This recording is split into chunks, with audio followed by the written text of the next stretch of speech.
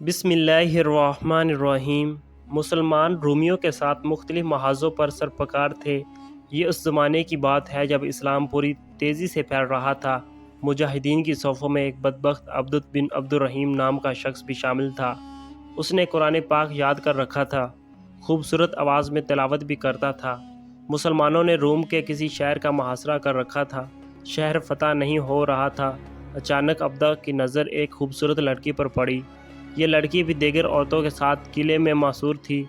وہ اپنی ذمہ داریاں بھول کر اس لڑکی کے حصول کی جدوجہد میں مصروف ہو گیا۔ اس کو پیغام بھیجا تو اس نے اس بات میں جواب دیا۔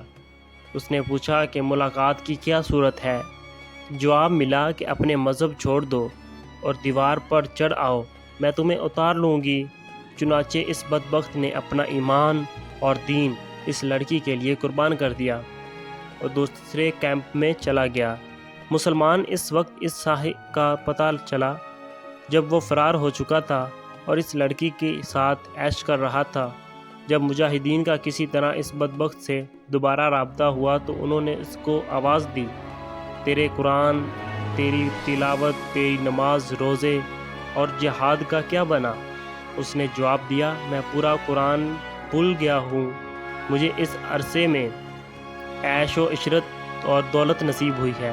اب مجھے اللہ تعالیٰ کا صرف یہ قول یاد ہے، وہ بھی وقت ہوگا کافر اپنے مسلمان ہونے کی آرزو کریں گے، آپ انہیں کھاتا، نفع اٹھاتا اور جھوٹی امیدوں میں مشغول ہونا چھوڑ دیجیے، یہ خود جلد ہی جان لیں گے۔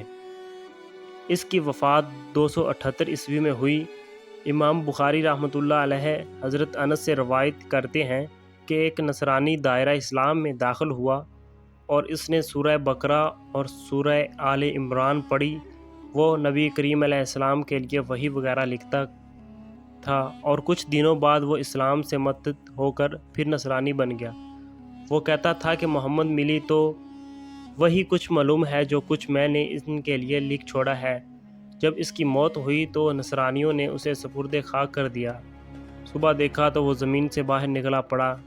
نصرانی کہنے لگے، یہ محمد صلی اللہ علیہ وآلہ وسلم اور اس کے ساتھیوں کا کام ہے۔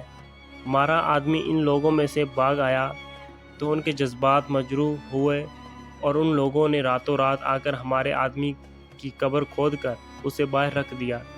پھر ان لوگوں نے گہری قبر کھودی اور اس میں اپنے ساتھی کو دفن کر دیا، لیکن جب صبح ہوئی تو دیکھا کہ وہ بدبخت زمین سے پھر باہر۔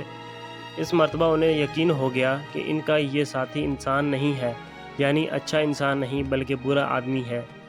اس لیے اس کی درگت ہو رہی تھی کہ اسے زمین سے باہر پھینک رہی ہے۔ چنانچہ اس نے اپنے ساتھیوں کو یوں ہی پڑا چھوڑ دیا۔